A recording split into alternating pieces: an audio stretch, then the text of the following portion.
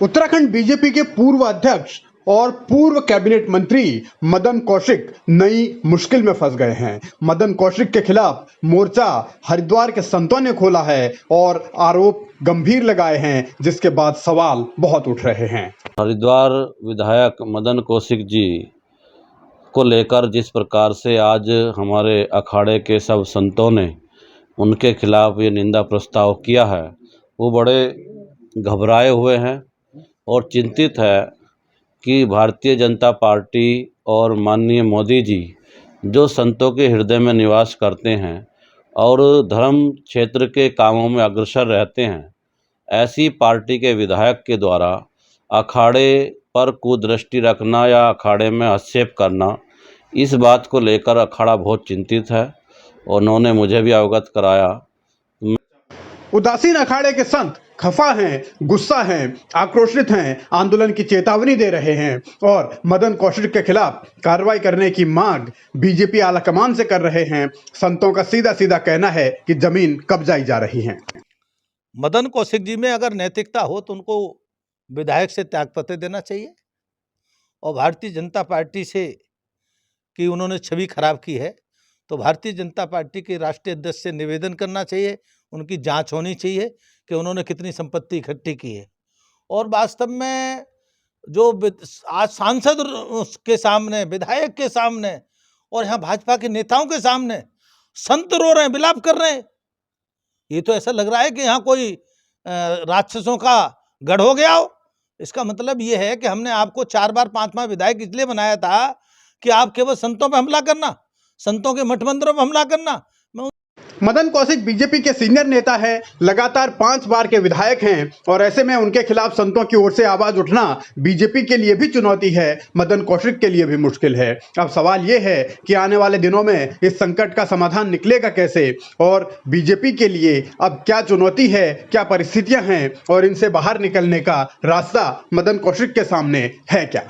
असली बात यही है कि मदन कौशिक जी सांसद के दावेदार बनना चाहते हैं, ठीक है ना, तो साथ ही संत निपट जाएं, आपस में झगड़ते रहें, संपत्ति के लिए झगड़ते रहें, आश्रमों के लिए झगड़ते रहें, हम आश्रमों में राजनीति करते रहें, तो ये उनका मंसूबा पूरा होना नहीं है। और हमने तो आज सुना है कि मदन कौशिक ने थ्रेट दी है कि महात्मा हमारा क्या कर लेंगे, विधायक से आगे के, विधायक से तो नीचे कुछ नहीं कर लेंगे।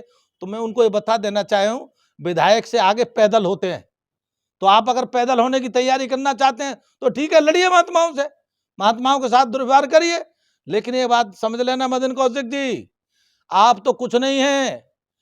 रमेश पोखरियाल निशंक ने 20 आश्रम कब्जा किए थे, मुख्यमंत्री से चली गई थी उनकी, याद रखना। और उसके बाद दोबारा मुख्यमंत्री बने नहीं, भविष्य में बनेंगे नहीं। अब दोबारा सांसद बनना भी उनके लिए दुर्लभ है, सड़क पर दिखाई देंगे। उनके साथ आप भी सड़क पर होना चाहते हैं, कोई बात नहीं, स्वागत है आपका।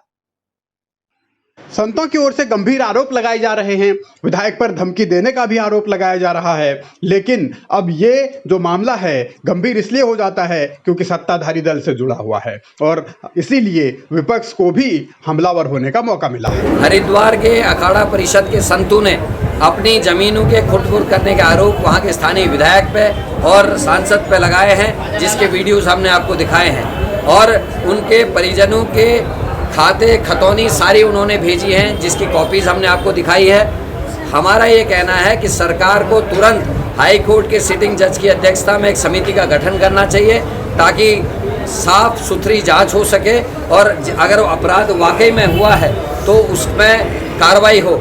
लोकसभा के चुनाव नजदीक हैं, ऐसे में संतों की ओर से सवाल उठाना मामला बीजेपी के लिए बहुत संजीदा हो जाता है। संतों ने प्रधानमंत्री नरेंद्र मोदी को भी इस मसले पर चिट्ठी लिखी है, आरोप यही लगाया है कि संतों के आश्रमों पर बीजेपी के नेताओं की नजर है, मदन कौशिक का बाकायदा नाम लिया गया है और ऐसे में अब ये राजनीति भी आगे बढ़ती रहेगी। लेकिन सवाल यही है कि क्या ये मामला यकीनन ऐसा है मदन कौशिक पर जो आरोप लग रहे हैं या फिर इसमें कोई राजनीति पहलू भी है। तमाम ऐसे सवाल हैं जो बीजेपी की ओर से भी आ रहे हैं, लेकिन संतों का साफ साफ कहना है कि अगर सड़कों पर उतरना पड़ा या फिर नरेंद्र मोदी और अमित शाह के घर के बाहर धरना देना पड़ा तो वो भी किया जाएगा, लेकिन जांच होनी चाहिए, कार्रवाई होनी चाहिए।